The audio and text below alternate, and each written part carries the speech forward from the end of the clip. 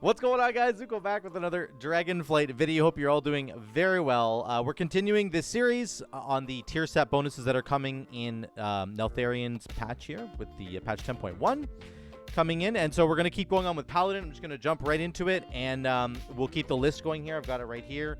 And again, I'm going to keep talking about my reasons as to why I think each tier set bonus either has a solid idea and like impacts your talents, or if it's kind of really passive and kind of boring, or if it just straight up needs work.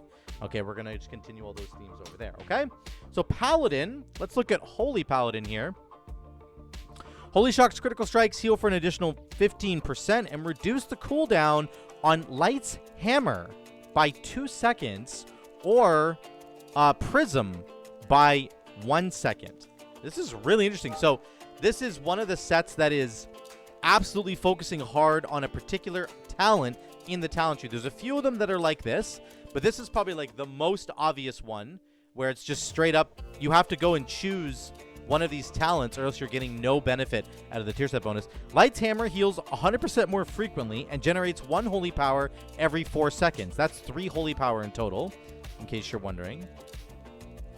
Holy Prism's healing is increased by 80%, and it generates 1 holy power if cast on an enemy target, or 3 if cast on an ally.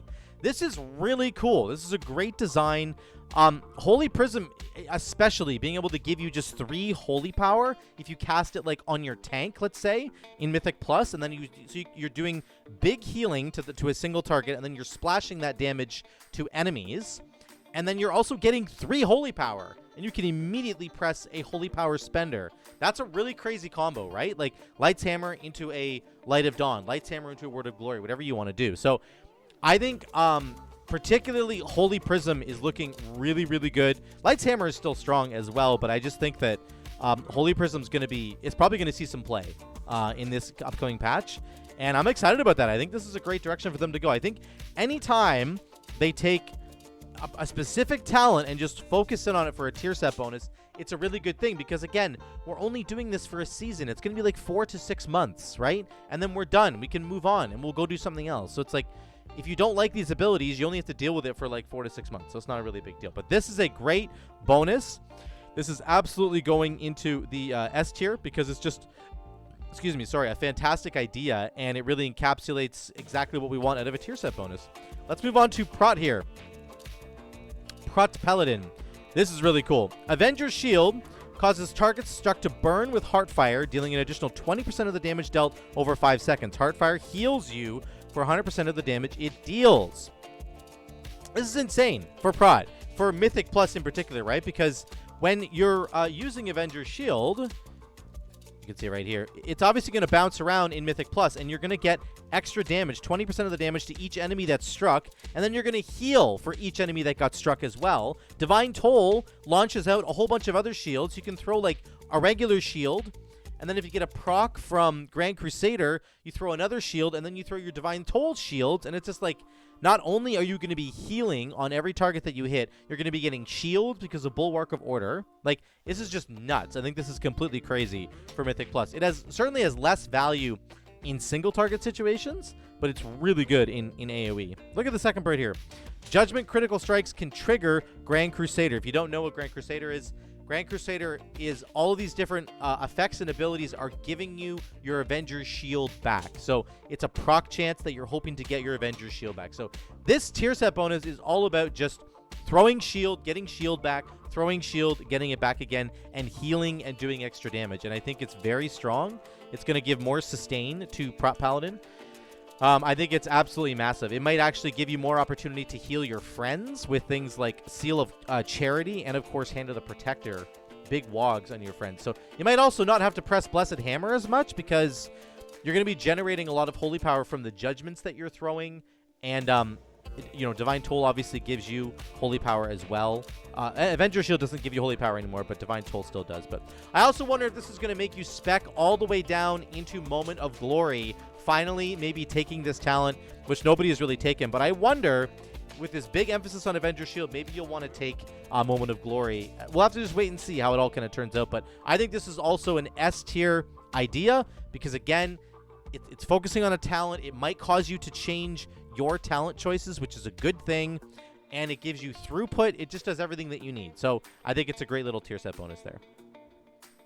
Retribution Paladin. Let's get to this one. Remember right off the bat here that Retribution is getting massive changes in 10.07 before 10.1 even comes out. So the tier set bonus here is liable to be a little bit more boring than normal, and that's okay because the spec itself got more exciting, right? So they're kind of balancing the two things. But Judgment and Hammer of Wrath deal 10% increased damage and 20% increased critical strike damage. This is actually nuts. This is a crazy amount of damage. Number one, you can get a bunch of talents that buff your crit, like Judge, Jury, Executioner, 10% more crit on Judgment. Avenging Wrath gives you 20% crit, the baseline version of it, not Crusade, but the baseline Avenging Wrath, which is also a 1-minute cooldown, by the way. And if you don't believe me, this is the picture for the PTR. This is, in fact, a 1-minute cooldown. It gives you 20% critical strike chance, okay?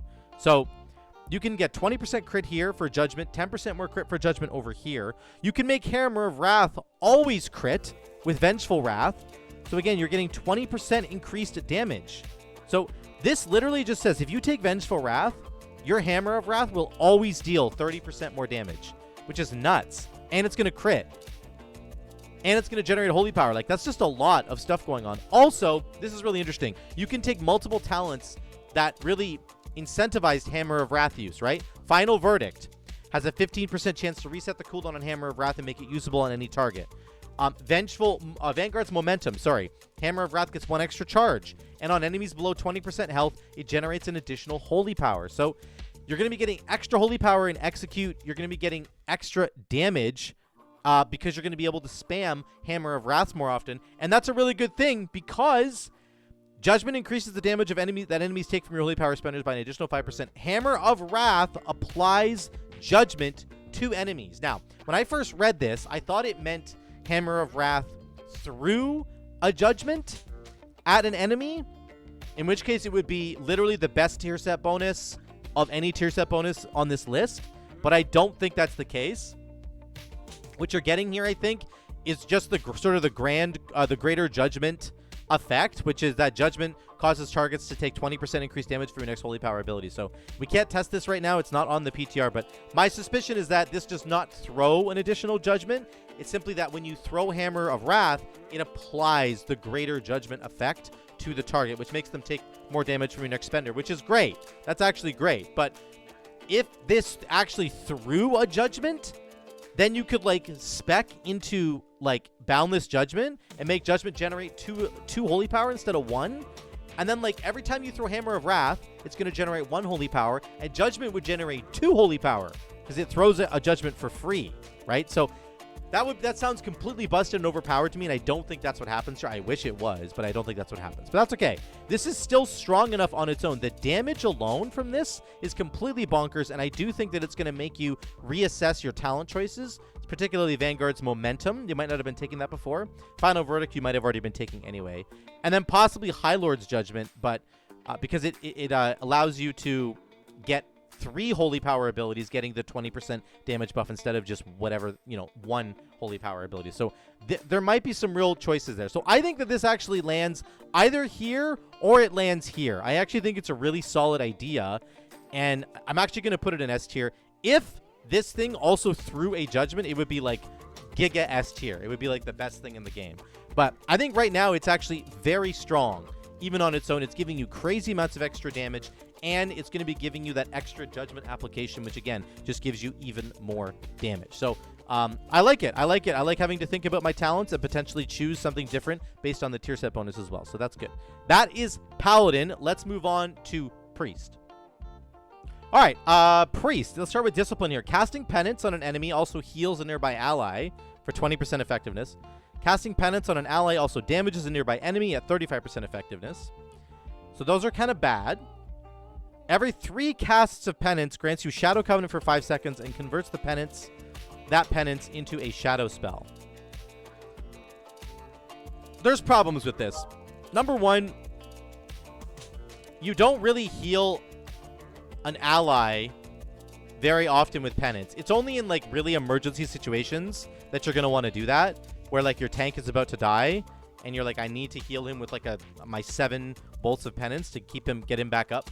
It's very good for that, but these numbers are really, really low. 35% effectiveness and 20% seems really low. I know it's probably counting like per bolt, and if that's the case, maybe the numbers are a little bit better.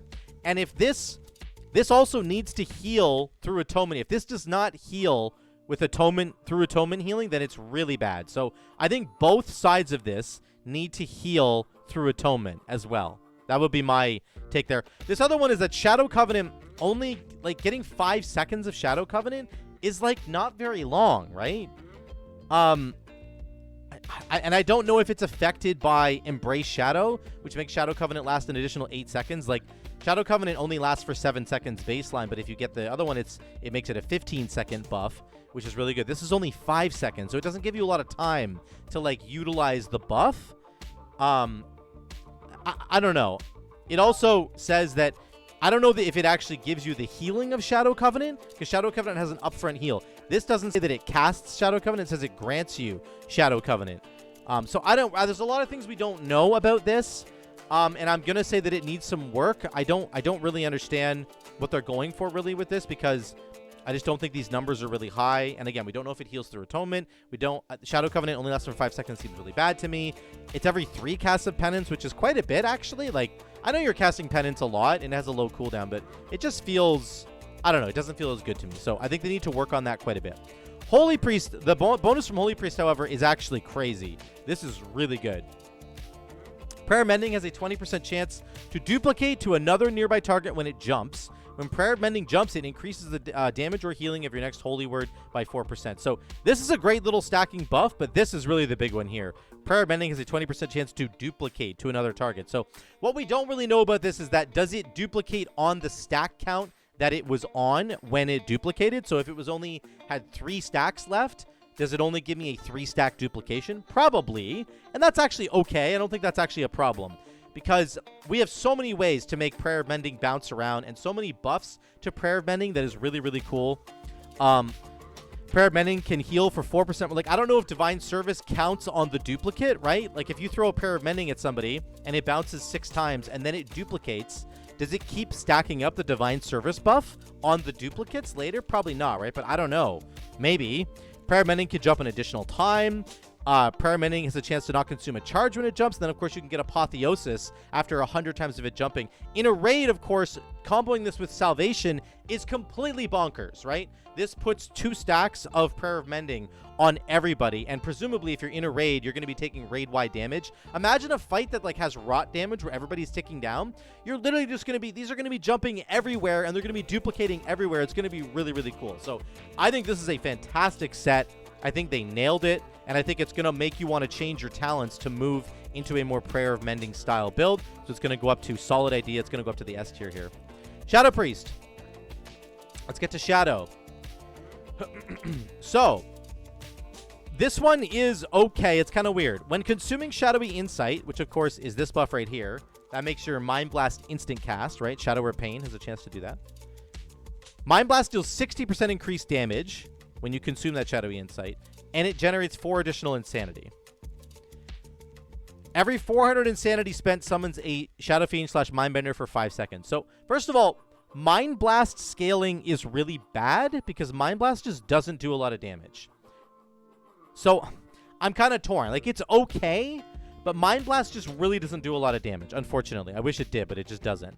Now, making it do 60% more damage is great, and all of that extra damage is, of course, going to go right into Psychic Link, because that's where, you know, our single target spells are splashing now, so that's really cool.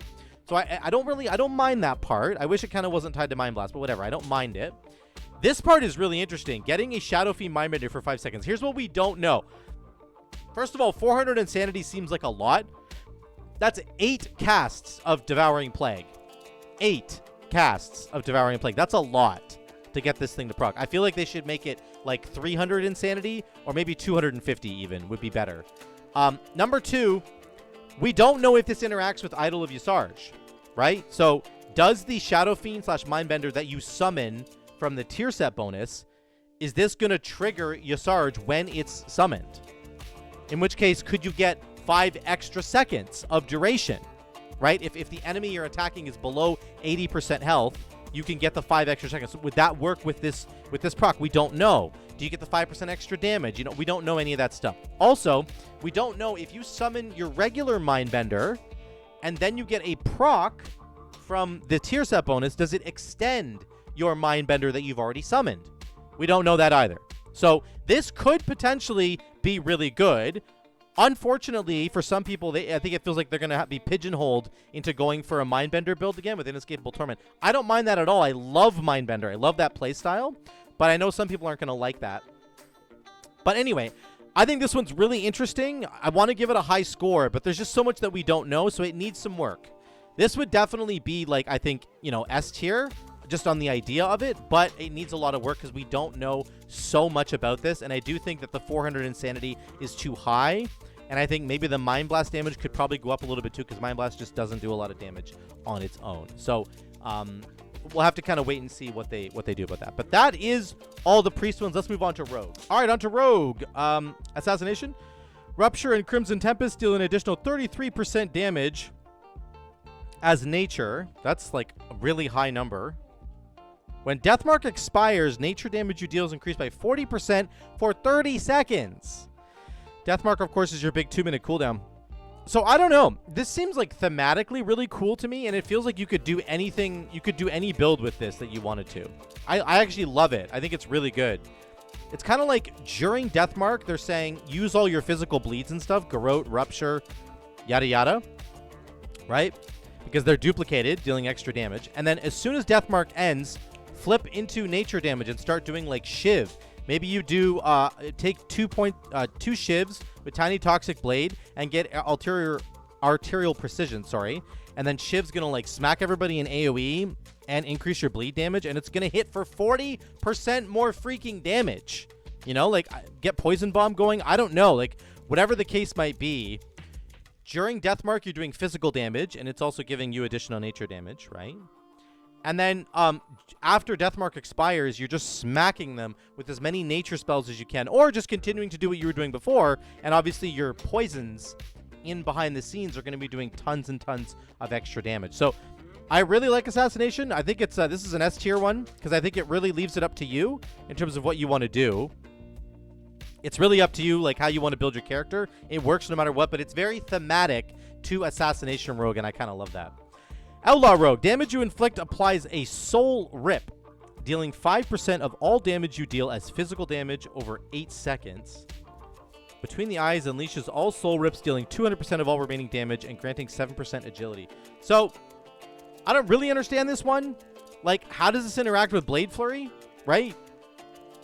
Damage you deal is really vague. Damage you inflict applies a Soul Rip, dealing 5% of all damage you deal. Is that like all Blade Flurry damage to all targets gets put into all targets once again as a Soul Rip?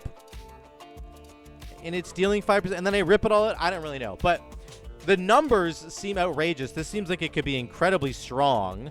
I don't think it's bad by any means, but it is incredibly passive, right? So it's just completely passive, and we're going to throw it here. It's definitely strong, but it's entirely passive, okay? Subtlety Rogue. This is really cool. Let's look at this. So,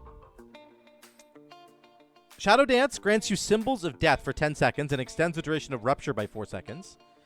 Symbols of Death increases the critical strike damage of Eviscerate and Black Powder by 15%. So, Symbols of Death, of course, is your amp that you have. It gives you 40 energy and increases damage done by 10% for 10 seconds. So, there are talents that are also associated with Symbols of Death. Critical strike chance, cooldown reduction, backstab and shadow strike extend the duration of Symbols of Death. What's really cool here is that you get it now based on your Shadow Dance, and you get 2 charges of Shadow Dance as a sub rogue. So you really could maximize uptime. You should have 100% uptime on Symbols of Death now, I think, which means you're just going to have 10% more damage all the time and like infinite energy. What I don't know, it says it says Shadow Dance grants you Symbols of Death. I don't know if that means that it casts Symbols of Death, giving you 40 energy, or if it's just giving you the 10% damage amp down here. Like, we don't know kind of what that means. If it gives you the 40 energy every time you press Shadow Dance, that's insane. That's really, really strong. and I think that that it could be possibly broken. It also might make you change talents. I don't know what talent sub-rogues are running right now, but I don't think they're running the Rotten. Maybe they are, but this is pretty cool. What I'm also wondering is that, does it give you this? Because it says, after activating Symbols of Death, your next Shadow Strike or Gloomblade or Blackstab does 50% increased damage, generates 4 combo points, and is guaranteed to crit. Like, this is tied to Symbols of Death. It says here that Shadow Dance is going to grant you Symbols of Death. So does that also grant you a charge of the Rotten? I don't know. If it does, it's insane. So I think that this has really, really good potential. I think it's probably worthy of being S tier, if not A tier. But I think it's probably S tier because it's going to make you think about your talent choices in a really big way and potentially provide a new build for you with the Rotten. So that's pretty cool. And it's just a good little amp going on there as well. That is Rogue. Let's move on to Shaman. All right, this is really crazy. This elemental set is actually so good. 2-set bonus, gain Stormkeeper every 40 seconds. Guess what the cooldown on Stormkeeper is? A 1-minute cooldown, okay? So you're getting it every 40 seconds. That is insane. Let me just park there for a second.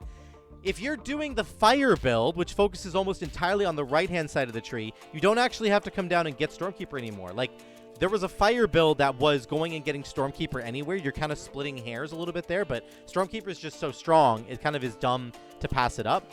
So you're doing all the fire stuff with like Liquid Magma Totem and you're getting Ascendance procs, but like you also have Stormkeeper. Now you might not have to do that. You could just get Stormkeeper every 40 seconds instead and say, you know what, I'm not even going to go down here and get this stuff. I'm going to go get Ice Fury instead, or like, I don't know, go get something else. So maybe it opens up a different build path there.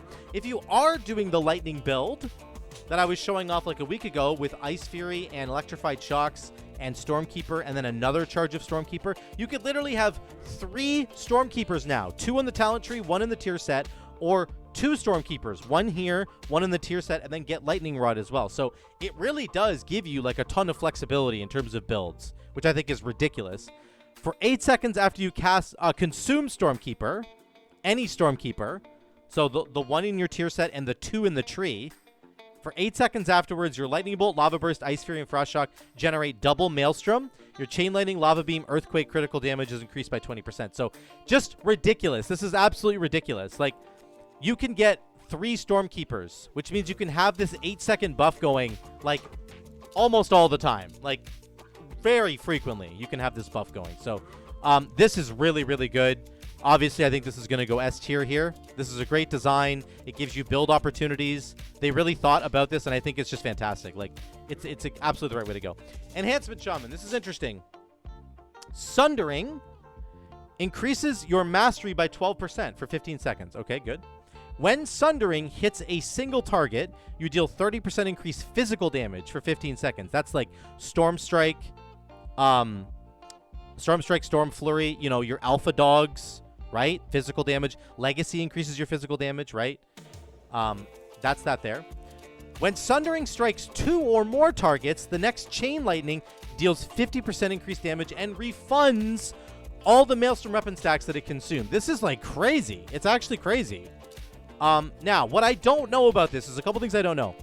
It says when Sundering hits a single enemy, you get your physical damage amp. When Sundering strikes 2 or more targets, you get this Chain Lightning buff. I don't know if you can get both buffs. I'm assuming you can. But I don't, like, if you hit 2 or more targets, does it invalidate the fact that you didn't hit a single target? You see what I'm saying there? Like, I don't really know what they mean by the wording there. So I'm assuming it's just if you hit 1 target, you get the first buff. If you hit 2 or more targets, you get both buffs. And if that is the case, this is very, very strong. It turns Sundering into a 40-second, like, insane cooldown where you want to make sure you're prepped and, like, ready to go for when you hit Sundering, because it's going to make your physical damage amp really, really strong. Imagine comboing this with Doom Winds, right? So you go Sundering into Doom Winds, and then your Wind Fury, which is physical, by the way, is 30% stronger. You're Storm Striking like crazy. The Storm Flurry is causing more Storm Strikes to go. You might proc a Deeply Rooted Elements and explode, and be doing Wind Strikes, which also do physical damage. So, like, this is really, really cool, in my opinion, and it turns Sundering into this gigantic and crazy cooldown. So I think this is absolutely S-tier design. I think it's going to be really good, and it's possibly going to change some of the builds that we're doing. Maybe move us into a Thorum's Invocation line. Who knows? Who knows? Crazier things have happened. Resto Shaman. When you cast Healing Rain, All allies with your Riptide on them are healed by Tide Waters for 140% spell power. That's a lot, by the way. 140% is a lot.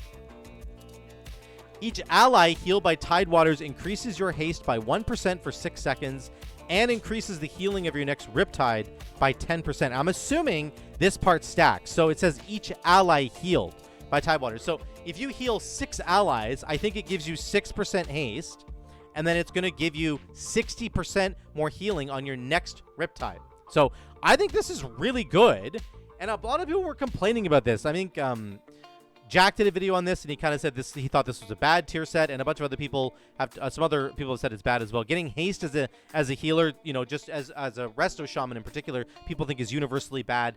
I just don't think it is. I don't know why people say that it's bad. Like, number one, you're not really building a ton of haste on your character anyway, right? So you're probably going to be building crit, a lot of crit. And so if you're getting haste for free, it lets you do everything quicker. It lets you squeeze in an extra lava burst or a chain lightning, or it helps you get healing rain on the ground quicker. In Mythic Plus, in the plus 21s and plus 22 keys that I'm doing right now, you need to do things quickly. If you don't, everybody freaking dies. Everybody freaking dies, like, really fast. I need to be able to get out my Riptides, get my healing streams down, get a healing rain on the ground, and then I need to be able to do damage. If I'm not doing any damage as a healer in High Mythic Plus, we're wiping. So, like, I think getting a haste bonus is actually really good for healers, and I don't know why people shit on it. Getting the Riptide bonus is also really good, and then this two-piece is just crazy. Like, imagine this with Primal Tidal Core, right? Plus Primordial Wave. You Primordial Wave over here, you Riptide, Riptide, Riptide again. Now you have 6, 7 Riptides out, and then you press Healing Rain once, and literally everybody's going to get smacked with a huge amount of healing, and then you've still got your Primordial Wave buff up that you could do Healing Wave afterwards. So this Healing Rain buff is kind of like another Primordial Wave buff, right? Where you get all set up, and then you press a big healing wave, or in this case you press a big healing rain, and it heals all allies with your Riptide. So super cool. I think it's very, very good. Absolutely, it's going in the S tier bin. I think this is good design. Yeah, it pigeonholes you a little bit into doing a Riptide build, but I just don't think that's the end of the world. I don't know why this is such a problem for people. Even if you didn't want to do a full Riptide build, let's say you wanted to go High Tide, and you wanted to go Ancestral Reach, let's say, to have some chain heal bonuses, you can still get lots of Riptides going. You can get 2, 3, 4 Riptides going with a Primordial Wave if you're still going to keep Primordial Wave. So I don't know. It's just kind of silly to me that people dump on this and say, oh, it's so bad, it's pigeonholing you. It's really not. You can still do other builds and still get a benefit from this. So that is Shaman. Let's move on to Warlock. Here's the Affliction Warlock tier set. This is pretty big. This is another one like the Paladin, the Holy Paladin one, that really focuses on one specific choice node, which is really cool. Vile Tank cooldown reduced by 5 seconds. Phantom Singularity cooldown reduced by 12 seconds. That's over here on the right-hand side. This is very widely used in a lot of Aflock builds, and I looked at the Kalamazi. Kalamazi did a video about this, and he had a lot of good things to say. So these are pretty important abilities that you get to use here. So their cooldowns now go down to 33 seconds for Phantom Singularity and about 25 seconds for Vile Taint. Okay? Vile Taint and Phantom Singularity damage increased by 60%. That is huge. That's a big buff. My understanding is that Phantom Singularity is a little bit better in single target, and Vile Taint is better on sort of mass AoE. Here's the 4-piece bonus. Enemies damaged by Phantom Singularity gain Infirmity for its duration, and enemies damaged by Vile Taint gain Infirmity for 10 seconds, increasing the damage taken by 10%. So this was really interesting. Kalamazi had some wonderful things to talk about here. Number one is you can take Dark Glare, of course, and it extends the duration of your dots by 8 seconds. So you can do a Phantom Singularity, and again, right here it says Phantom Singularity. Enemies damaged by Phantom Singularity gain Infirmity for the duration, for its duration. The entire duration of Phantom Singularity. So if you use Phantom Singularity right when it's about to expire, you extend it with Dark Glare, right? Which is sort of normal Aflock gameplay anyway. Then you continue to get the 10% damage buff from Infirmity, which is super cool. The other thing that Kalamazi was talking about was you could take Soul Swap in the middle, and it essentially, you're on one target and your dots are about to expire, and you Soul Swap them over to a new target, and it will preserve them. And then you can essentially extend Phantom Singularity that way and transfer the 10% damage buff to a new target. So interesting synergies there. Interesting ideas. This is absolutely a fantastic tier set idea. It's going in the S tier bin. I think it's really, really good. I don't really know how to use it very well, but it looks like it's good. It's going to make you choose a particular talent that you get to explore and fiddle around with, and the bonuses are looking really good. The damage is just going to be really strong. So I like it a lot. Demonology. This is also a really good one. It's really good, actually. This is actually crazy. Demon Bolt damage increased by 15%. Okay, that's whatever. Consuming a demonic core reduces the cooldown of Grimoire Felguard by 1 second. Demonic core is, of course, your main kind of passive that you're using with Demo, right? So let's go to spec here. Demonic core right there. When your wild imps expend all their energy or implode, you have a 10% chance to absorb getting a stack of Demonic Core. Demonic Core reduces the cast time of your Demon Bolt, which is super cool, okay? Demon Bolt obviously has a really, really long cast time, but if you get an instant cast proc of it, it's really, really good. So this is crazy. Consuming Demonic Core, which means casting Demon Bolt, makes your Grimoire Felguard go down in cooldown. So it's a 2-minute cooldown here. You can reduce it by 1 second every time you cast a Demon Bolt. That has the bonus on it, which is really, really strong. Felguard deals 40% additional damage and empowers your active demons, increasing their damage done by 20%. Well, that's exactly what Chad already does. Your Demonic Tyrant already does that. So you're basically getting a second Demonic Tyrant, which is insane. You can, like, summon Felguard dude first, and then summon Tyrant, or summon Tyrant first, and then summon Felguard, and they'll extend each other. Like, it's actually insane. This is crazy. So I think that this is going to be completely bonkers. Like, I don't know. Demolocks are going to have a lot of fun with this. Felguard is already, like, one of the biggest DPS buttons that you have as a Demolock, especially in Mythic Plus with his spin move, Demonic Strength, right? Now he's just doing more damage, and he's like Captain Chad, empowering everybody else. So this is absolutely S tier. It might even be, it's probably one of the best S tier ones on here. I would move it way up to the top here. I think the Aflac one is probably really good too. They're all actually quite good, but this one's like probably the best. Honestly, it's really crazy. Okay, Destruction. This one was a little bit wonkier, according to Kalamazi there. Channel Demon Fire Bolts, Immolate, and Incinerate have a 20% chance to fire an additional Channel Demon Fire Bolt. After casting 15 Demon Fire Bolts, your next Demon Fire Bolt deals extra Shadow Flame damage to the target, and it does damage to enemies within 8 yards as well. So Channel Demon Fire is that green thing. It's a really cool looking spell, but from my understanding, it doesn't do a lot of damage right now. Like, it's really kind of gimped in its damage. So this set is interesting in that it's focusing entirely on Channel Demon Fire. So you have to go take this, which is, right now, it's sort of an underperforming talent that you have to go take. That might be a problem, but maybe it's going to do so much extra damage from the tier set bonus that it will make up for it. But what's really cool is that you can actually take things like Cataclysm to get multiple Immolates going on. And those Immolates now have a chance to proc a Channel Demon Fire Bolt, which is super cool. And then that will start to stack up the 4-piece bonus, which gives you 15, gives your next Demon Fire Bolt a bunch of extra damage. So this might be really good. It might be really good. They're just going to have to get onto it and actually test it and see how often their procking is going on, right? Like, you can also make Incinerate hit multiple enemies as well. Incinerate. So you can make, let's do a thing here. I think it's over here, right?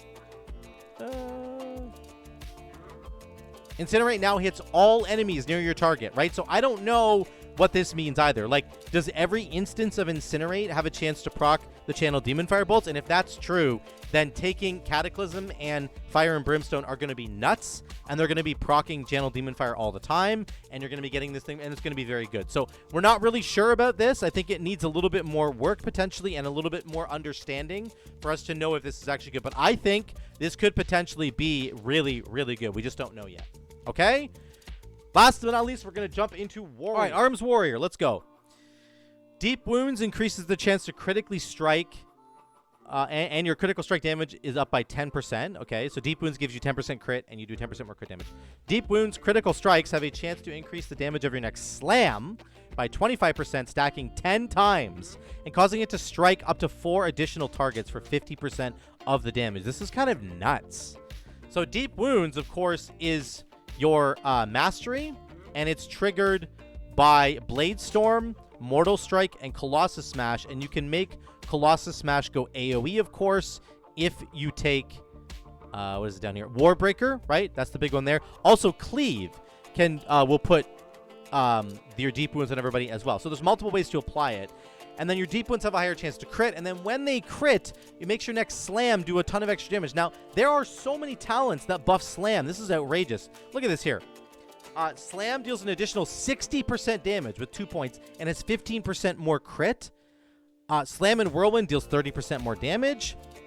Slam has a 15% increased critical strike chance and deals 30% increased critical strike damage. This is nuts. Also over here, when you Whirlwind, you slam your primary target. Like, this could be making your slam damage absolutely outrageous. It hits up to 4 additional enemies, so 5 enemies in total. I think this is really good. It's potentially much, much better in AoE and not very good in single target, but I think it's fantastic in Mythic Plus. So I think this is a great little addition, and I think it's gonna be a good design. It might need a little bit of tweaking, and we're going to have to see exactly how the numbers line up, but I like the direction that they're going with it. I think it's great. If you weren't taking slam talents before, you're going to be very incentivized to take slam talents now, and to have a lot of your damage coming at a slam. It's just a fun new way to sort of potentially play the game. So I like that a lot. Fury. Rampage damage has a chance to critically strike, rampage damage and chance to critically strike up by 10%. Rampage critical strikes increase your primary target. Rampage critical strikes against your primary target cause your next Bloodthirst to deal 50% increased damage and generate 2 additional rage, stacking up to 4 times. This is the big part here. It also has a 100% chance to critically strike. This is insane. Let me show you why. Bloodthirst, you can make it do more damage here. Bloodthirst always enrages you, and it does more damage, which is has a higher chance to enrage. Bloodthirst deals more damage here if they're in execute, and then this is the big one. Bloodthirst crits generate 4 additional rage and inflict a gushing wound that leeches health. Really, really, really good, right? So this Rampage, basically, whenever your Rampage crits, your next Bloodthirst is going to do 50% more damage, and it's going to crit, which means if you've Whirlwinded before you press it, you're guaranteed to get a critting Bloodthirst that will put gushing wounds on a bunch of different enemies, which are all going to leech to you, do extra damage. And then you can obviously buff your gushing wound damage by taking the Thunderous Words over here, right? And you can buff it down here with Deft Experience. Oh, never mind. They changed this. Sorry. That's completely different. Oh, here it is. Bleed damage of Odin's Fury, Thunderous Roar, and Gushing Wound up by 20%. So you can do a big bleed build with Bloodthirst. And, of course, you can also take Reckless Abandon down here, which makes Bloodthirst, your next 2 Bloodthirsts get empowered. So, the combo here is really, really cool. The focus is definitely on Bloodthirst, and you're going to want to take probably Reckless Abandon and all the Bloodthirst talents. So I think this is really good. I like that it changes your playstyle. I think that if you weren't running this build before, you're going to have to run it now, but I like that design. That is a good way to design a tier set bonus. Make it so you have to focus on something very particular for the next 4 to 6 months, and then when you're sick and tired of it, you can do the new tier set coming in the next season, okay? So I like that design. I think it's really good. Prop Paladin. Last but not least, here we go. Shield Slam damage increased by 15% and reduces the cooldown of Last Stand by 0.5 seconds. During Last Stand, these effects are doubled. So this is a Last Stand focus for Prot Warrior. For 10 seconds after Last Stand ends, Shield Slam unleashes a wave of force, dealing damage to enemies in front of you and reducing damage they deal to you by 5%. Again, this is really good. This is really good. Obviously, you're going to take Last Stand anyway, but you might not be taking all of the talents associated with Last Stand. And there's one here. There's a couple, sorry. Last Stand increases your rage generation by 50%. That might be really good. Last Stand's cooldown is reduced by 60 seconds. This is the big one here. So this is such a good talent anyway. Bolster is so completely broken, but this is really good. Shield Slam deals more damage and reduces the cooldown of Last Stand. You're already getting cooldown reduction over here. So now instead of being a 3-minute cooldown, it's a 2-minute cooldown, and then you're reducing it even more by pressing Shield Slam. That might bring it down to a 1.5-minute cooldown, which would be really cool. And then for 10 seconds after Last Stand ends, Shield Slam unleashes a wave of force. So very, very good. I think that this is a good little bonus here, and it's going to really revolve around Last Stand. Which is great. I think they're focusing on one particular thing. It's very simple. It's very to the point. It does extra damage. It gives you damage reduction. It's going to give you healing because Last Stand does heal you, of course, and gives you maximum health. It's just all around a great, simple idea. Great design. Nothing wrong with it at all. I'm going to put it up here in this category. Okay. this is it. This is all of them, guys. This is kind of my tier list. Again, this is based on whether or not the tier bonus is a solid, fun idea to play around with that potentially causes you to alter your talents or your build. That's what we're interested in. And most of them do. The vast majority of them do. Like 70% of them do. And then the other middle ones here, they just need a little bit of tweaking in my mind to make them more interesting. They're still going to be very powerful, but they're kind of boring. So that's okay, but it just might be that they need to be a little bit more exciting. I don't know, maybe not. Maybe I'm totally wrong about that, but I think that that's the case for all these ones here. And then these ones down here definitely need some work, right? The Arcane Mage one and the Unholy DK one, they just don't really fit into the way that those classes like to play around their big cooldowns. Arcane Surge, Army of the Dead, sorry. So, like, you need to, I think, tweak the tier set bonuses so that they really, instead of giving, like, a consistent damage bonus all the time, make them go into their big cooldowns with a whole bunch of extra stuff going on. The Havoc one just needs to have the numbers tweaked a bit. It takes too much Fury to get this thing online. The Feral Druid one, based on auto attacks, is just completely weird and convoluted. They need to completely change this one completely in my mind. The Wildfire Bomb one for Survival Hunter, I was looking at it again last night. It's okay. It might just be, like, boring but strong, but I don't really like it because there's so many other talents for Survival Hunter that reduce the cooldown of Wildfire Bomb already. Like, I'm just going to be chucking bombs the entire time. That's all I'm going to be doing. I don't know. I just feel like they would have been much better focusing on, like, a Mongoose Bite one or a Fury of the Eagle tier set bonus, or one that does both, where your Fury of the Eagle actually hits the enemy with Mongoose Bite, and then your Mongoose Bites reduce the cooldown of Fury of the Eagle. That would be really cool. But anyway, they're continuing to do a Wildfire Bomb theme. I'm just not really happy with it. I hope they tweak it a little bit. Windwalker Monk, again, it's based on your auto attacks, and you're doing Fists of Fury and Spinning Crane Kick. You're not auto attacking, so they need to just change that to be, like, based on Tiger Palm. The Disc Priest one was just really low in terms of the numbers, and maybe not the best design. Getting Shadow Covenant for only 5 seconds was kind of lame. The Shadow Priest one, again, it costs 400 insanity is way too much to have to try and get it. It should be like 250 insanity, maybe 300 tops. But it just takes way too long to get this tier set, like, really online. And then we have no idea how it actually works with Mindbender or Idol of Yasarj. And then the Demon Fire bolt from Destro Lock. We're not sure how this is going to kind of work out. It's an underperforming talent already, so investing a tier set bonus into an underperforming talent is maybe not the best idea. We'll just have to wait and see how the numbers kind of cook up for that one. So that's it, guys. Let me know what you think about all the tier set bonuses. I would love to hear from you in the comments down below. Please send me some comments. Let's have a big conversation about this. Remember, it's just for fun. Let's not get too crazy about it, and I'm sure all these are going to change in the coming weeks. So yeah, let me know what you think. I love you guys. I'll see you in the next one.